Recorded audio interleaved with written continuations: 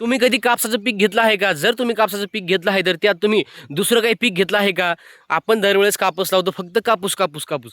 पण आम्ही काय केलं यावेळेस, एक झाड सोयाबीनचं तास आणि तिकडं 1 तास कापसाचं, म्हणजे तिकडं 2 तास कापसाचे, 1 तास सोयाबीनचं. मग येणाऱ्या काळात काय होणार, आपले 2 उत्पन्न निघणार.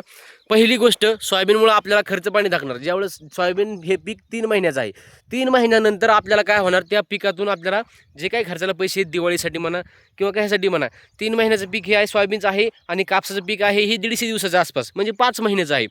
मग काय होते, आपण पहिली गोष्ट आपल्याला खर्चाला पैसे मिळतात.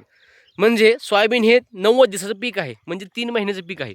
3 महिन्याच्या पिकाच्या नंतर आपल्याला सोयाबीनमध्ये उत्पन्न मिळते. म्हणजे ही जी सोयाबीन आहे 90 दिवसात येईल, म्हणजे अजून 1 ते 1.5 महिन्यात ही सोयाबीन येईल. 1 ते 1.5 ही महिन्यात ही सोयाबीन आल्याच्या नंतर आपल्याला या सोयाबीनमधून जो पैसे येतात ते आपल्याला खर्चाला मिळतात. कारण मिडल क्लाससाठी या उत्पन्नावर सगळं आयुष्य अवलंबून असते, या उत्पन्नावर सगळं आपलं पीक अवलंबून असते. त्यामुळं हे जे उत्पन्न आहे हे परफेक्ट आहे. दुसरी गोष्ट, आता ज्यावेळेस कापूस मोठा होतो, ज्यावेळेस कापसात दाटी होते, ज्यावेळेस कापसामध्ये आपल्याला जास्त गर्दी वाटायला लागते, त्यावेळेस सोयाबीनचं पीक निघून जाते. म्हणजे कापसाला हवाच हवा लागणार, आणि हवा लागल्यामुळं कापसाचे जे पाते आहेत, जे फुलं आहेत, आपण त्याला फुलं म्हणू, लोक आमच्याकडे ते पाते म्हणतात. कापसाचे जे पाते आहेत त्या पात्यामध्ये फुलं, आणि त्या फुलामध्ये असते पुमांग आणि जयांग. ती पुमांग आणि जयांग दोन्ही मिक्स झाल्याच्या नंतरच दुसरी प्रक्रिया बनते, त्याचं बनते बोंड. आपल्या भाषेत, साध्या आणि सोप्या भाषेत त्याचं बोंड बनते. मग हे बोंड बनण्यासाठी त्या कापसाच्या झाडाला हवा लागली पाहिजे. हवा लागल्याच्या नंतर त्या झाडातून ती प्रक्रिया होऊन येते, नंतर त्याचं बोंड बनते, त्या बोंडातून कापूस बनते. त्यासाठी त्याला लागायला पाहिजे हवा. नाही दरवेळेस काय होतं, ज्यावेळेस बोंड बी बनलं, बोंड पण बनलं, सगळं प्रोसेस झाली, पण जास्ती पाऊस असल्यामुळे, जास्ती गरमी असल्यामुळे, जास्ती त्याला हवा न लागल्यामुळे त्याचं बोंड सडते. पण आपण काय केले, जर आपण कापसामध्ये सोयाबीन लावली किंवा उडीद लावलं किंवा दुसरं काही पीक लावलं, जे 3 महिन्याचं पीक आहे, त्याला रब्बी म्हणून खरीप पीक जे आहे ते लावलं, तर बरोबर कापूस ज्यावेळेस इतकाला होईल त्यावेळेस आपलं सोयाबीन काढायला येईल. आणि सोयाबीन आपण काढून घेतलं, सोयाबीनचं उत्पन्न आपण पूर्ण केलं.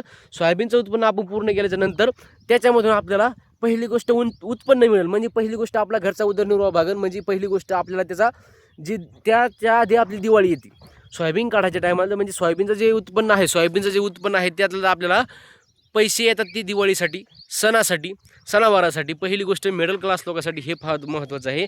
पैसा एकदाच येऊन काय करत नाही, थोडा पैसा आला तर आपला ज्या गरजा आहेत, आपला जे उदरनिर्वाह आहे, आपले सण वार दुःख सुख, या पैसे आपल्याला कामं येतात. पहिला टॉपिक हा आहे की सोयाबीन काढल्याच्या नंतर आपल्याला सोयाबीन कापूस घेतला, शेती एकच आहे, जागा तीच आहे, त्याच ठिकाणी आपल्याला 2 उत्पन्न येतात. 2 उत्पन्न येऊन आपल्याला अलग अलग कालावधीमध्ये ते पैसे खर्चायला येतात. अलग अलग कालावधी म्हणजे सोयाबीनचा कालावधी आहे 90 दिवस, म्हणजे 3 महिने 3.5 महिने, आणि कापसाचा कालावधी आहे 150 दिवस, म्हणजे 5 महिने. म्हणजे मला सांगा, आधीच आपल्याला सोयाबीन खर्चायला येते, त्याच्यानंतर कापूस खर्चायला येतो. म्हणजे आपल्याला आर्थिक बजेट आपलं भक्कम बनतं, आर्थिक तुटवडा आपल्याला येत नाही, आर्थिक जाणीव आपल्याला कमतरता वाचत नाही. त्याच्यामुळं आपण हे लावलं. आणि दुसरी गोष्ट म्हणजे याच्यात हवा जाती. हवा गेल्यामुळं आपल्याला जास्ती कापसात उत्पन्न होते, जास्ती कापसाला पण त्याचा फायदा होते. म्हणजे कापसाला फायदा का होतो, तर हवा लागती. पहिली गोष्ट, बोंड सडत नाहीत, पाते जे आलेत ते पाते बनतात, आणि ते पाते बनल्याच्या नंतर बरोबर बोंडाला हवा लागली, बोंड मोठाले होतात. हवा लागणं महत्त्वाचं आहे. त्यामुळे आपण काय केलं, एक झाड सोयाबीनचं, म्हणजे 1 तास सोयाबीनचं केलं आहे, आणि दुसरं तास केलं आपण कापसाचं, आणि त्याच्यानंतर दोन्ही मधात कापसाची झाडं, त्याच्यानंतर पलीकडे बघा लगेच सोयाबीन. म्हणजे आपल्याला कमतरता भासणार नाही, पहिली गोष्ट. आणि दुसरी गोष्ट म्हणजे पीक चांगलं येईल. कापसाचं सोयाबीनचं पीक पण चांगलं येते. सोयाबीनच्या टायमात कापूस लहान असतो. आता बघा, कापूस लहान आहे, इकडं सोयाबीन बी त्याच लेवलला आहे. म्हणजे सोयाबीन ज्यावेळेस काढायला येते त्यावेळेस कापूस मोठा होतो, सोयाबीन शेतातून निघली कापसाला ऑटोमॅटिक हवा लागते. बघा, कापसाच्या पिकात आजचा व्हिडिओ तुम्हाला कसा वाटला कमेंट करून नक्की सांगा. व्हिडिओ जर आवडला असेल तर लाईक करा, शेअर करा, सबस्क्राईब करा. धन्यवाद. भेटूयात पुढच्या व्हिडिओमध्ये. तोपर्यंत पाहत राहा नवनाथ आंधळे.